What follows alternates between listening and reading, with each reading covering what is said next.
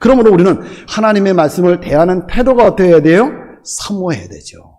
하나님의 말씀에 대해서 우리는 사모하는 마음을 갖는 것이 굉장히 중요합니다. 그래서 하나님이 뭐라고 말씀하셨어요? 사슴이 시냇물을 찾는 것처럼 그렇게 사모하는 마음을 가져라. 이렇게 말씀하셨어요. 그리고 뭐라고 말씀하셨어요?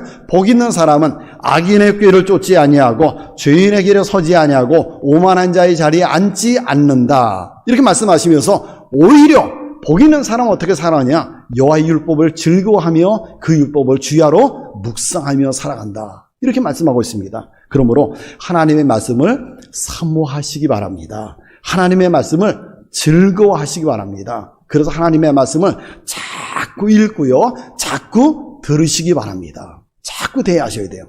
근데 중요한 것은 하나님의 말씀을 내가 대하고 하나님의 말씀을 내가 듣고 하나님의 말씀을 내가 읽었어요. 하나님의 말씀을 내가 대했습니다. 그럴 적에 어떤 마음의 자세가 중요한가? 사모하는 마음을 가지고 들었다고 하면 그 다음에 정말 중요한 것이 뭐예요? 준행하려고 하는 마음이에요. 그 말씀대로 준행하려는 마음이 중요합니다.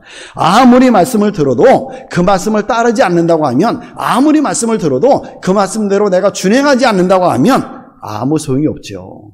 아무 소용이 없습니다. 말씀이 내 마음에 들던 들지 않던 우리는 어떻게 해요? 아멘으로 받아들여야 돼요.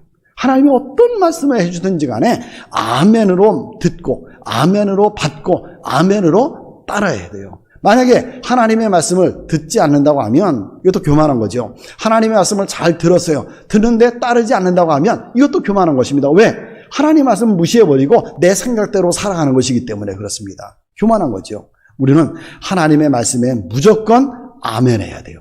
내 마음에 들던 그건 내 마음에 안 드는데 저건 아닌 것 같은데 저렇게 하면 내가 손해보는데 저대로 살면 내가 안 되는데 그렇다 할지라도 아멘으로 하나님의 말씀을 받아들여야 됩니다. 그리고 그 말씀에 순종해야 돼요. 어떤 말씀이든지 순종해야 됩니다. 오늘 이스라엘 백성들은 뭐라고 그랬어요? 모든 말씀을 우리가 준행하겠습니다. 모든 말씀을 우리가 그대로 준행하겠습니다.